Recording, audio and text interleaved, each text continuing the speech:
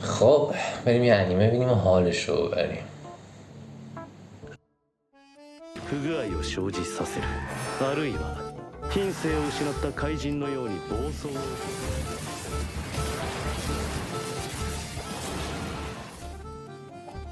What؟ よどんだ空気に血の匂いが混じっているな。 این دیگه چی؟ این چه وضع انیمیشن؟ چه خبره اینجا؟ 実力的にかなわないと知ったはずなのになぜまだ付きまとう。 یه بچه 2 ساله بهتر انیمیت میکنه مگه اینقدر سخته؟ یعنی چی؟ الان خودم انیمیتش میکنم.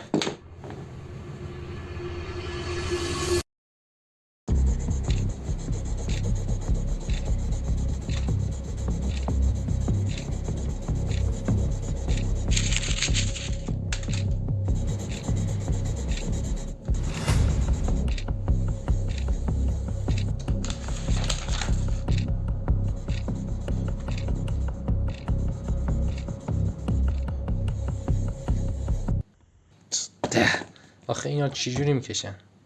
A few moments later. توی این چند وقتی که نقاشی رو طراحی میکنم اگه فقط یه چیز یاد گرفته باشم اینه که همه چیز باید دایره شو بکشه. حتی اگه خواستیم مستطیل بکشه ربطش بده دایره بکشه.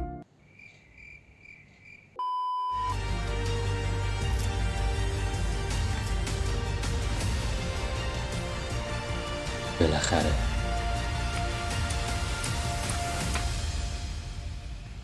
This is perfect. انیمه ساختن سخته، خداییش خیلی سخته. یه پروسه طولانیه که کلی آدم رو درگیر خودش میکنه، از نویسنده و کارگردان گرفته تا انیماتورها و صداپیشه‌ها. بعضی وقتا حتی 7 سال طول میکشه تا یک انیمه ساخته بشه. امروز قراره با هم بفهمیم که انیمه چطور ساخته میشه و چرا پروسه ساختش اینقدر طولانیه. پروسه تولید انیمه تو 3 تا مرحله انجام میشه: پیش تولید، تولید و پس تولید. مرحله پیش تولید یا پری پروداکشن با یک قدم خیلی بزرگ شروع میشه: برنامه‌ریزی، که به این مرحله کیکاکو هم میگه. هر انیمه با یک ایده و مفهومی آغاز میشه که 2 تا حالت بیشتر نداره: یا یک ایده و داستان اورجینالی که توسط کارگردان نوشته میشه، یا اینکه اقتباس یه دونه مانگا یا یک دونه ناول. هر کدوم از اینا که باشه فرق نمیکنه، باید ازش یه دونه پکیج پیشنهادی درست کنیم. این پکیج پیشنهادی چیه؟ یه دونه کتابچه خیلی شسته رفته و کوچیک و جمع و جوره که شامل طراحی شخصیت‌ها، یه مقدار از خلاصه داستان و حال و هوا و فضای انیمه میشه. این کتابچه که آماده شد که بهش کیکاکوشو هم میگن، میره زیر دست کمیته تولید. کمیته تولید گروه از آدمای کله گنده است، مثل شبکه‌های تلویزیونی، ناشرا، اسپانسرها و استودیوها که چند تا وظیفه مهم دارن که مهمترینشون اینه که به انیمه ما چراغ سبز نشون بدن و اجازه تولیدش رو بهمون بدن. باقی وظایف هم که به عهده دارن میشه تعیین بودجه، مشخص کردن مقیاس پروژه و اینکه چه کسایی قرار روی این پروژه کار کنن. بعد از اینکه از کمیته تولید چراغ سبز گرفتیم، وارد مرحله بعدیمون میشیم که یکی از مهمترین مرحله‌ها تو ساخت انیمه است: فیلمنامه یا سناریو. فیلمنامه خیلی مهمه و کل فرآیند ساخت انیمه به اون بستگی داره. معمولا توسط فیلمنامه‌نویس و خیلی اوقات هم توسط خود کارگردان نوشته میشه، چون چیزی که ما داریم میسازیم اون برداشتی که کارگردان از اون موضوع داره. خود فیلمنامه هم علاوه بر داستان انیمه شامل توضیحاتی مثل زمان، مکان و دستورات صحنه میشه. مرحله بعدی برای انیماتورها و کسایی که قرار روی فیلم‌ها کار کنن خیلی حیاتیه. ببینید توی فرآیند ساخت انیمه آدمای خیلی زیادی دخیل هستن، هنرمندایی که هر کدوم سبک و استایل مخصوص خودشونو دارن. حالا اگه هر کدوم از اون بخواد با استایل و سبک خودش اون فیلم‌ها رو نقاشی کنه، دیگه اون انیمه‌مون یه دست نمیشه دیگه، درسته؟ اون پیوستگی رو نداره. برای همین این مرحله خیلی مهمه: طراحی مدل‌های مرجع. این مدل‌های مرجع به انیماتورها اجازه میدن که موقع طراحی کردن طرح‌هاشون رو بر اساس همونا بکشن یا به اصطلاح ازشون به عنوان رفرنس استفاده کنن. اینطوری اون پیوستگی حفظ میشه و ما میتونیم یه انیمه خوب و یک دست داشته باشیم. این مدل‌های مرجع برای 4 تا چیز طراحی میشن: برای شخصیت‌ها، برای محیط‌ها، برای طراحی مکانیکی و برای رنگ‌ها. برای شخصیت‌ها شامل جزئیات دقیق کاراکتر اون میشه، از لباس و چهرهش گرفته تو همه زاویه‌های ممکن، و علاوه بر اون شامل تمام حالات صورتش هم میشه، یعنی شخصیت اون چجوری میخنده، چجوری گریه میکنه، چطوری عصبانی میشه، و حتی اگه حالت دیگه هم داشته باشه باید واسش کاملا یک رفرنس دیگه طراحی بشه.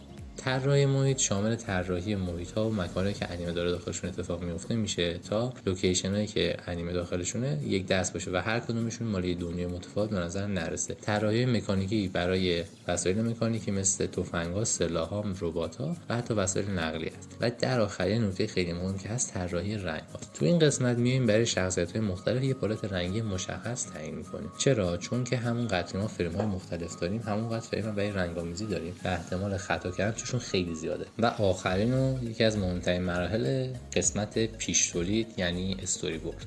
استوری بورد در واقع همون فیلمنامه متنیه که به صورت تصویری در اومده که معمولا توسط خود کارگردان انجام میشه، چون چیزی که تو انیمه ما داریم میسازیم برداشت ذهنی کارگردان از اون موضوع، پس بهتره که خودش هم استوری بورد رو تهیه کنه. استوری بورد شامل جزئیات خیلی زیادی میشه، مثل زاویه دوربین، حرکت کاراکترها، طول هر سکانس، افکت‌های صوتی و تصویری که قرار استفاده بشه و یه سری یادداشت‌ها واسه انیماتورها و صداپیشه‌ها. جالب بدونید استوری بوردایی که توی ژاپن کشیده میشه نسبت به بقیه جاهای دنیا مقدار ساده‌تر و کم جزئیات‌تره. این به خاطر اینه که دست انیماتورها واسه برداشت هنری باز باشه و بتونن این کارو درجه یک تحویل بدن. با تماشای استوری بورد عملاً مرحله پیش تولیدمون هم تمامه و وارد قسمت باحال ماجرا یعنی قسمت تولید یا پروداکشن میشه. قدم اول توی مرحله پروداکشن لی اوت و راف انیمیشنه. لی اوت یا چیدمان صحنه مثل نقشه‌ای تو ساختمان‌سازی مونه. یه نقشه مسیر سیم‌کشی رو مشخص می‌کنه، یک نقشه جای ستون‌ها رو مشخص می‌کنه و همه اینا رو هم قرار بگیرن شما می‌تونید شکل کامل اون ساختمان رو ببینید. توی انیمه به همین صورته. توی لایه‌های مختلف میایم اجزای مختلف اون سکانس رو طراحی می‌کنیم و از پس زمینه، از وسایلی که توی پس زمینه اون صحنه هستن، کاراکترها، نحوه حرکت کردنشون و چیزهای دیگه. اینا توی لایه‌های مختلف طراحی میشن و روی هم دیگه قرار داده میشن تا یه سکانس شکل بگیره. توی این مرحله انیماتورها میان طرح اولیه حرکت کاراکترها رو پیاده میکنن، به همین بهش میگیم راف انیمیشن. علاوه بر اون یه وظیفه خیلی مهم دیگه هم دارن که اونم پر کردن برگه زمانی یا تایم شیت. تایم شیت یه برگه استانداردی تو همه پروژه‌های انیمه دیده میشه، فرق نمی‌کنه چه استودیویی باشه یا کجا باشه، تو همه‌شون این ورقه هست چون که خیلی خیلی مهمه. انیماتور میاد تو این برگه اطلاعات مهمی مثل زمانبندی دقیق فریم ها، حرکت دوربین ها، لایه‌های انیمیشن، یادداشت‌های مربوط صدا و همینطور انیماتور میانی رو داخلش ثبت میکنه. از جایی که توی مرحله تولید هستیم و واقعا یکی از مراحل مهمه، قرار قدم به قدم هی بازرسی و بازبینی لایه‌ها و انیمیشنی که دارن طراحی شدن داشته باشیم. برای همین عملاً هر مرحله که تمام میشه یه دور بازبینی انجام میشه و بعد میریم سراغ مرحله بعدی.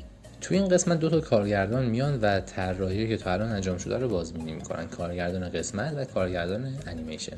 کارگردان قسمت بررسی میکنه ببین بازیگری یا چیدمان صحنه درسته، کارگردان انیمیشن هم بررسی میکنه ببین طرحهایی که تا الان کشیده شده روی اون مدل‌های مرجع هست یا نه. خیلی اوقات تو این مرحله کسی که میاد طرحی که تا الان کشیده شده رو بررسی میکنه سرکارگردان بخش انیمیشنه. چرا؟ چون این همون کسیه که مدل‌های مرجع قسمت شخصیت‌ها رو طراحی کرده. خب حالا که راف انیمیشن رو آماده است و لی‌اوتون هم داریم، میریم سراغ قسمت باحال کار یعنی انیمیشن. تو این قسمت با دو تا چیز آشنا میشیم، یکی فریم‌های کلیدی و فریم‌های میانی. فریم‌های کلیدی فریم‌هایی هستن که شروع حرکت، پایان حرکت و نقطه اوج حرکت رو مشخص می‌کنن. این فریم‌ها برای نشون دادن حرکت کافیه و مهمترین و کلیدی‌ترین فریم-هامون توی انیمیشنه. اما اگه بخوایم این انیمیشنمون روون‌تر بشه، باید مابین این فریم‌ها رو با فریم‌های میانی پر کنیم. همونطور که متوجه شدین فریم‌های کلیدی مهمتر هستن، پس بنابراین انیماتورایی که روی این فریم‌ها کار می‌کنن انیماتورای با تجربه‌تری هستن، کسایی هستن که پول بیشتری دریافت می‌کنن و مهارت خیلی بیشتری دارن. خیلی اوقات به خاطر برنامه زمانی سنگین و به درد نخور استودیوها و همینطور مشغله زیاد انیماتورای کلیدی اول نمیرسن فریم هایی که باید آماده کنن. برای همین یک گروه دیگه از انیماتورای کلیدی وجود دارن که ادامه این کار رو انجام میدن. دوباره بعد از یک تایید مجدد و یک بازبینی، فریم هایی که تا الان آماده شده به اضافه یه سری یادداشت‌ها توی پوشه قرار داده میشه به اسم کاتاباکورو و این پوشه به بخش پاک‌نویسی ارسال میشه. قدم بعدی که آخرین مرحله از قسمت انیمیشنمونه، پاک‌نویسی و تولید فریم‌های میانیه. اول از همه خطوط طراحی‌هایی که تا الان رسم شده با دقت بالای دوباره رسم میشه و علاوه بر این سری خطای آبی و قرمز هم توی این مرحله می‌بینین که کارشون مشخص کردن قسمت‌های تاریک و روشن توی طراحی‌هامونه. بعد از اینکه پاک‌نویسی انجام شد، فریم‌های میانی هم کشیده میشه و الان ما یک انیمیشن نرم و روون داریم. بعد یه بازبینی نهایی هم دیگه واقعا کار قسمت انیمیشن تمومه و انیماتورها میتونن یه نفس راحتی بکشن و بعد از 3-4 ماه خانواده‌اشون رو ببینن. توی قدم بعدی تمام طرح‌ها و انیمیشنایی که تا الان آماده شده میره دپارتمان هنر تا اونجا فریم به فریم رنگ‌آمیزی بشه و انیمیشن ما تکمیل بشه. خیلی خوب، عملا همه کاری که تو مرحله پروداکشن باید انجام بدیم تموم شده. فقط 2 تا مرحله هستن که به صورت موازی با این فرآیند که تا الان توضیح دادیم اتفاق میفتن. اولیشون کشیدن نقاشی پس زمینه است. کشیدن پس زمینه‌ها خیلی مهمه و معمولا دپارتمان هنر یا همزمان یا بعد از اینکه اون لی‌اوت اولیه آماده شد کارش شروع میکنه. این که اینقدر سریع وارد کار میشن به خاطر چیه؟ به خاطر اینکه کشیدن پس زمینه خیلی کار سخت و زمان بریه. ممکنه که یه پس زمینه ساعت‌ها طول بکشه تا کشیده بشه، اما کلاً برای چند ثانیه توی انیمه اون استفاده بشه. برای همین سرعت عمل توی این قسمت خیلی خیلی مهمه. تیکه آخر قسمت پروداکشنمون انیمیشن‌های 3 بعدیه. دپارتمان 3D بسته به اینکه داریم چه انیمه تولید می‌کنیم میتونه کارهای مختلفی انجام بده. معمولا کار اصلیش اینه که انیمیشن 3 بعدی رو برای جاهایی که انیمیت کردن خیلی سخته یا خیلی زمانگیره انجام میدن. این میتونه وقتی اتفاق بیفته که مدلی که داریم باهاش کار می‌کنیم خیلی جزئیات داره یا اینکه زمان زیادی نداریم و مجبوریم که سریعتر کار رو تحویل بدیم و زمان ذخیره کنیم.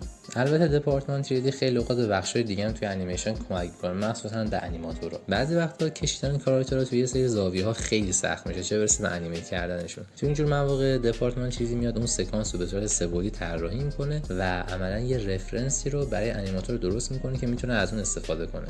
خب با تمام شدن کار این بخش دیگه مرحله پروداکشن هم تموم میشه و وارد آخرین قسمت ساخت انیمه یعنی پست پروداکشن میشه.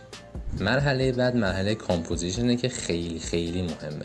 ببینید تا الان ما هر چیزی که طراحی کردیم تو لایه‌های مختلفی قرار داره، از انیمیشن، از پس زمینه یا حتی چیدمان صحنه، همشون توی لایه‌های مختلفن. توی مرحله کامپوزیشن ما این لایه‌ها روی هم دیگه قرار میدیم و اون سکانسی که باید رو به وجود میاریم. اما یه مشکل اینجا وجود داره، اینه که چون طراحی‌هامون توی لایه‌های مختلفی انجام شده، وقتی اینا روی هم قرار بدیم طراحی‌ها و سکانسمون اصلا یک دست نیست و مشخصه که همه چی لایه است. اینجا جایی که کامپوزیشن خیلی مهمه، چون وظیفه‌مون توی کامپوزیشن اینه که کاری کنیم انیمه یک دست دیده بشه. اما کامپوزیشن فقط همین نیست و جایی که به معنای واقعی کلمه ماجیک اتفاق میفته بچه‌ها. مثلا تا رو براتون سوال شده که چرا انیمه‌ای مثل دیمن اسلایر رو فیت انقدر چشم نوازن؟ به خاطر همین کامپوزیشنه، چون که معمولا توی کامپوزیشن بین 3 یا 4 لایه افکت اعمال میشه، اما یه سری استودیوها مثل استودیو یوفوتبل پاشون خیلی فراتر میزنن و تا 10 لایه هم کامپوزیشن انجام میدن. به خاطر همین که انیمه هاشون خیلی خیلی بهتر به نظر میاد و از نظر بصری واقعا درجه یک. بعد از اینکه کامپوزیشن تموم شد سکانس های ما دونه به دونه آماده میشن و وقتشه که این سکانس ها رو به هم دیگه بچسبونیم. اینجا تمام سکانس هایی که تا الان آماده شده میرسه دست تدوینگر و تدوینگر همه اینا رو به هم میچسبونه و این قسمت انیمه آماده میکنه. از اونجایی که تا الان همه چیزای لازم روی سکانس ها انجام شده، تدوینگر فقط میاد با توجه به اون برنامه زمانی که تو مرحله استوری بورد آماده شد ویدیوها رو به هم دیگه میچسبونه و تنظیم میکنه که طول مدتشون چقدر باشه، اگه جای کمی بیشترشون میکنه و اگه زیاده کمش میکنه. با تمام شدن کار تدوینگر دیگه عملا ما روی تصویر کار انجام نمیدیم و مراحل مربوط به صدا آغاز میشه. ضبط صدا توی استودیو زیر نظر کارگردان صوتی انجام میشه و توی مرحله صداهای پس زمینه، افکت‌های صوتی و همینطور صداهای کاراکترها ضبط میشه. اگه بعضی اوقات میبینید که توی انیمه‌های مختلف صدای کاراکترها با دهنشون خیلی سینک نیست، به خاطر اینکه صدا پیشگی توی همچین مراحلی انجام میشه، جایی که دیگه انیمیشن خیلی وقت آماده شده و برای همین بعضی اوقات این اتفاقا پیش میاد. بعد از اینکه همه صداها ضبط شد، مهندسای صدا میان صدایی که تا الان ضبط شده مثل صدای پس زمینه، موسیقی من، صدای کاراکترها و حتی افکت‌های صوتی رو با هم دیگه ترکیب و میکس میکنن و فایل صوتی نهاییمون آماده میشه. خب این بود از پروسه ساخت انیمه، از وقتی که جرقه تولیدش میخوره تا وقتی که روی آنتن تلویزیون پخش میشه. واقعا پروسه خیلی سختی داره و امیدوارم از این بعد هر وقت انیمه میبینین تک تک فریماشو تقدیر کنین و قدرشون رو بیشتر بدونین. دیدید که انیمه ساختن چقدر سخته. ساخت این ویدیو هم همینطور. پس حتما یادتون باشه کانال رو سابسکرایب کنین، ویدیو رو لایک کنین و توی کامنت ها حتما نظرتون رو در مورد مراحل ساخت انیمه بهم بگین. من خودم که به شخصه فکر نمی‌کنم اینقدر پروسه طولانی و سختی داشته باشه. امیدوارم از این ویدیو لذت برده باشین. تا ویدیو بعدی میبینم.